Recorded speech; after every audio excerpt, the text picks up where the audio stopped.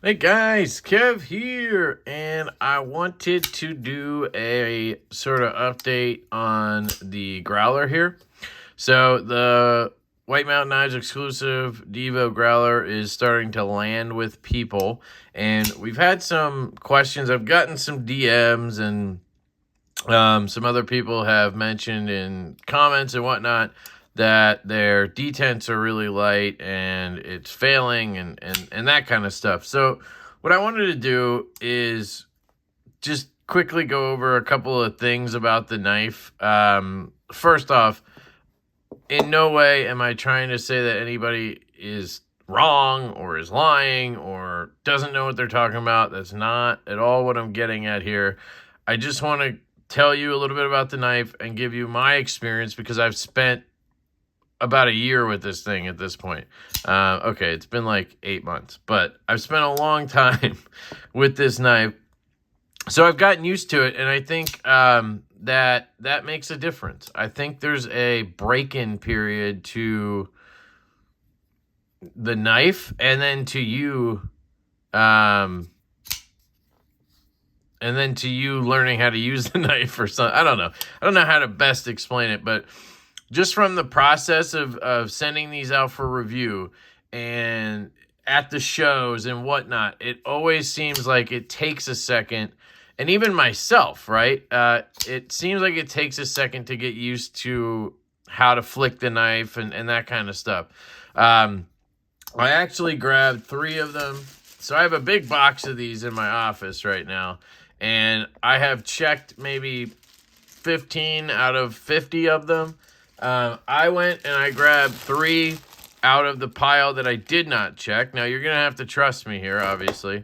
But these are still in their, plastic bags. And I have a stonewash, I have a black wash, and I have a satin.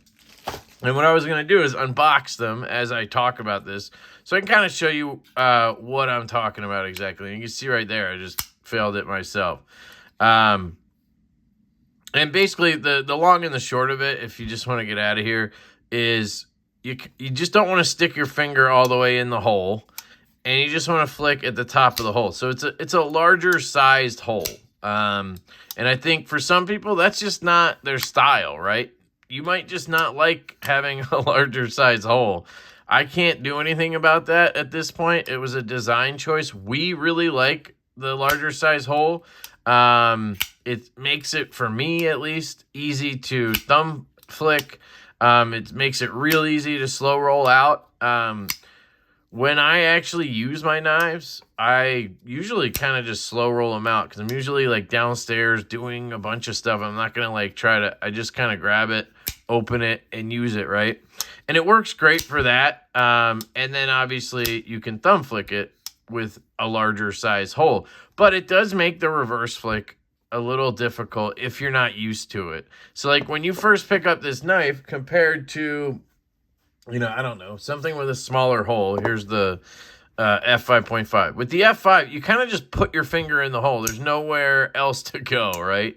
You don't have another spot to put your finger. You just kind of do what it does, right?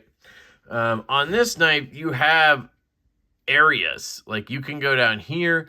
You can go up here. You can shove your finger all the way in the hole. You can rest right outside the hole. Like there's a lot of different options to it, right?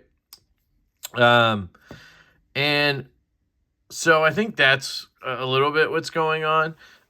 If you just kind of rest your finger outside the hole, don't put it in the hole. Just rest it outside the hole and kind of go to the top of the hole like this. It makes it real easy to fire out, in my opinion. Now, unless there's something, wrong with your knife, which I'm not saying that there aren't ones out there that have issues, because I'm sure there are.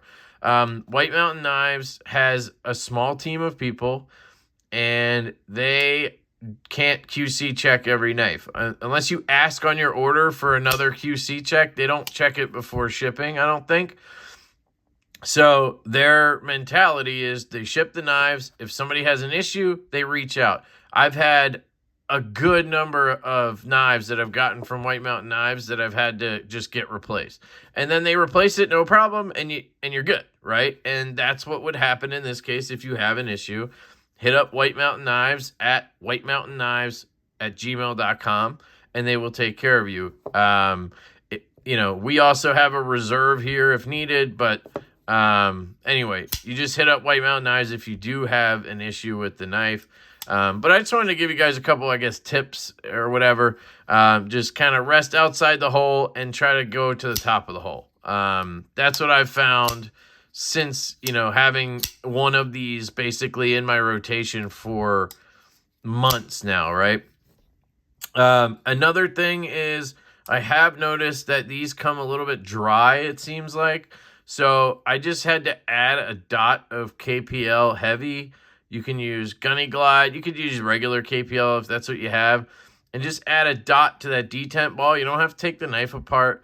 And then just kind of do this a couple times. Obviously, be careful. And then just make sure you clean off this area on the tang here, because you don't want to get the oil on the lock bar and then you might cause lock sticks. So just make sure you clean that after. And I've noticed that does help with the action, which is, again, that's the detent ball. That's going to wear the path in. So on a knife like this, especially a budget knife like this, the manufacturer is not going to polish the detent track, right? They're going to leave that when they coat it and then stonewash it or whatever they do, right? And you have to kind of wear it in. Even on more expensive knives, like here's a Quiet Carry Large IQ I'm reviewing right now, and you can hear that sound, and that's the detent ball rubbing on the blade. It's just wearing a path, and once that wears in, it's much smoother, which makes the detent a little poppier as well. So anyway, just wanted to go over that stuff. Let me unbox these and we can see what we end up with, right? Here's a satin one. Turn it around, I guess. There's your silica pouch. And here is the knife, dead centered. I did notice a couple of these that I opened were were slightly off one way or the other. I mean, really slightly. Should be a tweak and you're good. So, yeah. So I can fire this one, drops. This one's, oh yeah. So this one drops smoother than this one because this is a satin. You can hear that a little bit. This one, right? But I can flick it, no problem. But if I stick my finger in the hole, it'll feel a lot lighter, right? I can kind of cause issues like this. But if I just put my finger outside the hole and kind of go up to the top, it really fires out. I could try it right-handed. There you go. I got to give it a little wrist just because I'm not right-handed. There you go. Same thing with the thumb flick. Can I feel it? I'm sure I can. But I mean, I'm trying to feel it at this point, right? Yeah, like my finger got caught in the hole that time, and that's the learning curve I'm talking about. But if you stay outside of the hole, you're good to go. And yeah, should you have to learn how to use the knife? I mean, that's up to you, right? Obviously that's not ideal, but it's a unique design, and it's one of the things we loved about the design was this awesome hole and how it functions in other ways, right? So it's just a bit of an adjustment when you're reverse flicking. But yeah, so it's not shaking out. There's no, but let's grab another one. So here's the stone-washed one. So the ones that I've heard the most about these light detents is the stone-washed. But the other thing I have to note is that one sold the best. So that one sold the best. So it's kind of, it just makes sense that would be the one that you're having issues with. So this one, I would say that centering is over to this side just slightly. Feels about the same. Honestly, it sounds a little clickier if you listen to this one. Listen to that close. Listen to this. Fires. Oh, that was a good drop. Fires out.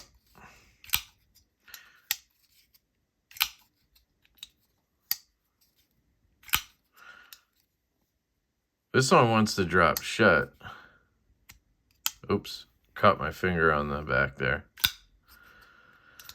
Another thing to note, I guess, would be the low clip. So the clip is really low angled, and that's to keep it out of the way. So we're very ergo minded, and when we got the prototypes, we honestly just were thinking of a loop over clip, like a normal one, and they used this clip, and my first reaction was, ooh, that looks really tight. But if you actually put it in your pocket, I haven't had any issue. I've carried one of these for, again, months, and I haven't had any issues with it being too tight or anything in my pocket. Maybe if you had like really thick pants, but you're never going to win every battle. But in hand, it just disappears. Like, it's non-existent in the hand, and it makes it super comfortable. Left, right, whatever, it does reverse. But, yeah. So I can fire this one out. I'm sure I can fail it. Like, if I catch... That's the thing. You can just put your finger in there and do whatever you want with it. But if you go to the edge and just flick, it will fire out. Lockup is early, but it's fine. Let me... Man, that black is just so hard to see. There you go. You can see it's covering the tang. It's fine. But this, I mean, that one wants to just drop shut. And I did the same thing. There you go. So that's the Stonewash one. We got one more to go. I'm trying to keep track of everything because I want to put these back.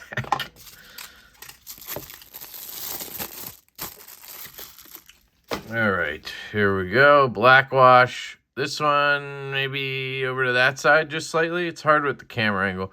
If I look down the line here, I'm fine.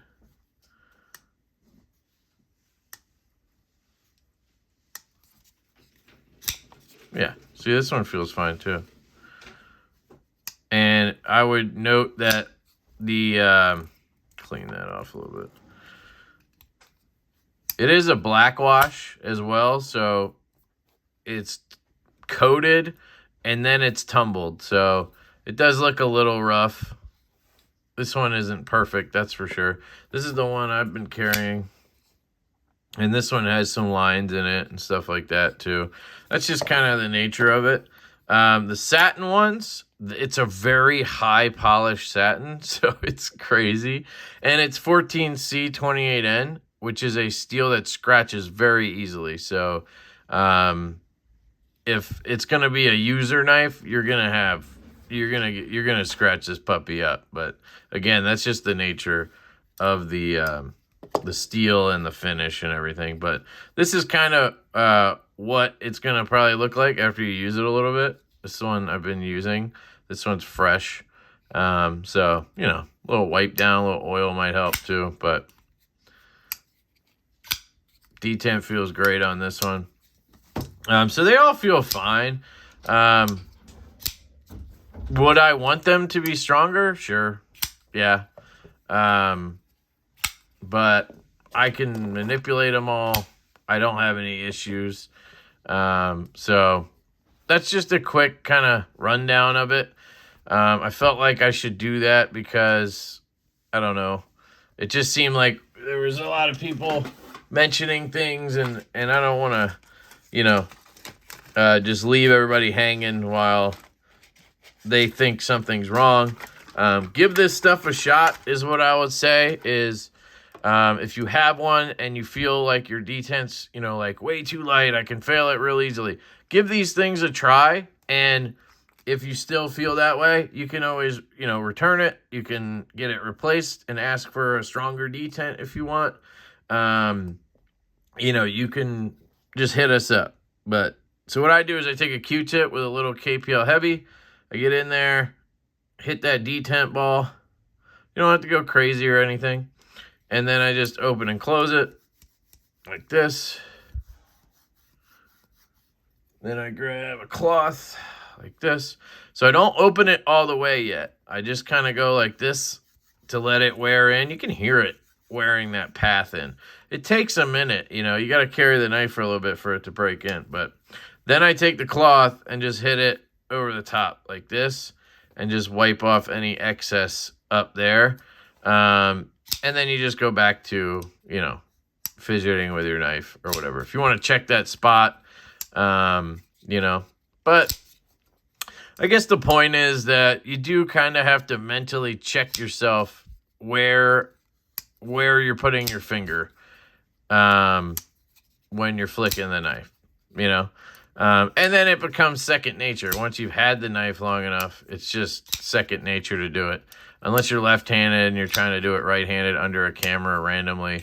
But there you go. So, I don't know. Let me know if you guys have any questions. I just want to address that stuff. And, you know, if anybody's having issues, I apologize. Obviously, we want everybody to have a great experience and enjoy the knives. I will say I have thoroughly enjoyed this knife.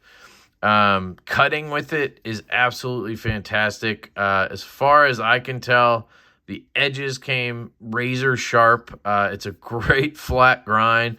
The ergos feel fantastic in the hand. And it's a really good user knife, I think. And, you know, in the price range, that's kind of what we were going for.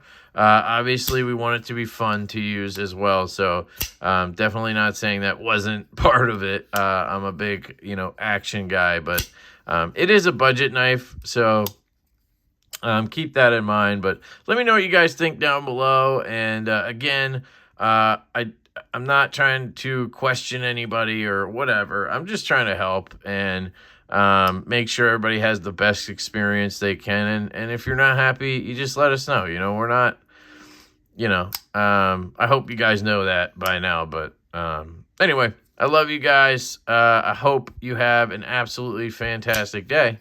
And I will catch you later.